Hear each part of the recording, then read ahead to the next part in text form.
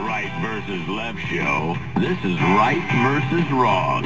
Sean Hannity is back on the radio. All right, as we continue Sean Hannity Show live from Des Moines, the caucus obviously coming up tomorrow, and we've got the best election coverage available on your radio dial. Now, look, wherever I go, it doesn't matter where, there they are, the Ron Paul supporters. Here we are. Signs. And he is now here with us live in Des Moines. How you doing? Doing fine, thank you. Well, it's good to see you.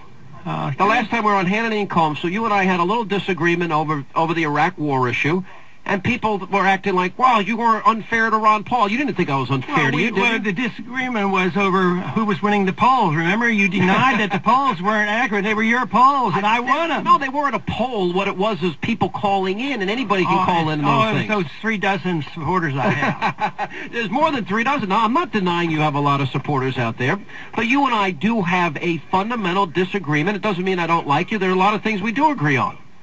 Yeah, you have a couple conservative viewpoints. So, I mean, if you're a strict constitutionalist, you should agree with me on everything. Before we go any further, if you don't win this primary process and get the Republican nomination, will you run third party? I have no plans to do that. You have no plans. Will you support whoever the winner is? Not necessarily. Not unless they adopt a foreign policy that I can approve of. But they all disagree with you on the war in Iraq. Well, remember George Bush ran on my foreign policy, or we ran on the same foreign policy in the year 2000. But the world changed. You're talking about not having nation building. Yeah, but the Constitution hasn't changed. No, but the world has changed, and you've got to adapt to the different national security challenges one faces, no? Well, no, not really. I mean, I think you don't have to adopt after 9/11. I think the founders' advice about staying out of entangling alliances applies today. But if the 9/11 Commission report says that they were at war with us for nearly a decade, if you go back to the Kobar Towers, the bombings at the embassies in Kenya and Tanzania, if you look at the USS Cole,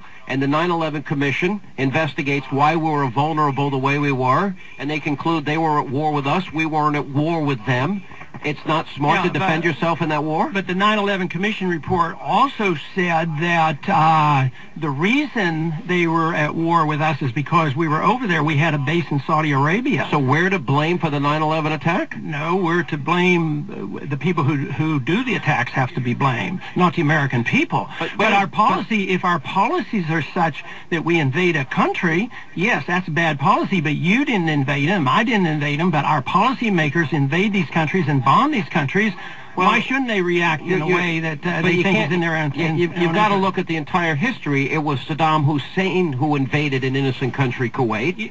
It was Saddam Hussein who wanted to take control of the world's oil supplies, which would put our national security in jeopardy.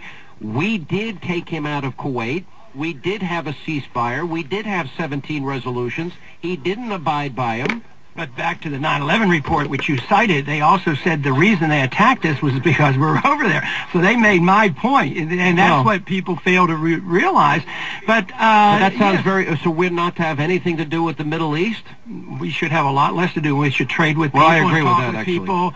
And besides, where are you going to get the money? We're going broke. You care about our dollar, I'm sure. I care a lot about it. The dollar is on its way down precipitously today. And all they want to do to bail out the housing industry is print more money. And we just can't afford it anymore. All empires in. We have 700 bases, 130 countries. We're not going to maintain it. So if you pick out 3 or 4 and say, we have to do it, you should say, all right, we got to be in the Middle East, but bring all the troops home from Korea, all from Japan, and all from Europe, because how do we need them in Europe to defend our country when we're going broke? You raise a lot of good points, and I do think that America is spread too thin, and I think our military is too small. But I also believe the world has been reconfigured in as much as if we ever have a time, a date, a place where these fanatics get a hold of weapons of mass destruction, I believe they will use them. And I believe it, in my viewpoint, it's naive for us to just stand back, allow them to build up their military and their fanaticism, and not do anything now while we have an opportunity. Well, and we just disagree on the incentive, and you think they come maybe, at least your side argues they come because we're free and prosperous, and I think they come because we're stealing their oil, or at least that we perceived as stealing their oil, and we're on their land. We're paying an awful lot of money for that oil we're stealing. We're paying nearly $100 a barrel now. Yeah, and that's why it's a failed policy. I agree with you. We went over there to protect oil, went from 27 to 100, and we spent $1 trillion on this war, which is printed money.